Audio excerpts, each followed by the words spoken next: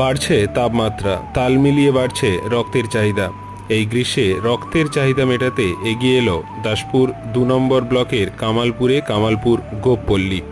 মঙ্গলবার গ্রামের গোপপল্লী ভগবতী পুজো কমিটির উদ্যোগে আয়োজন করা হলো এক স্বেচ্ছায় রক্তদান শিবির।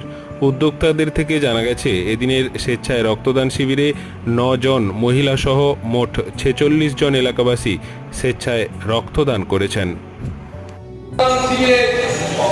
রক্তদান করবো, আমাদের হিন্দু রক্ত মুসলমানের শরীরে বইবে এবং মুসলিমের রক্ত আমাদের হিন্দুদের শরীরে বইবে। তাই আমি এলাকার মানুষকে আহ্বান করবো, আপনারা আমার ব্যবসা কমিটির যেসব আমাদের ভাইরা আছেন, আপনাদের কাছে অনুরোধ করবো, আপনারা যদি রক্ত দিতে চান, আপনারা এই রক্তদান শিবিরে এসে আপনার মূল্যবান রক্ত দান করবেন।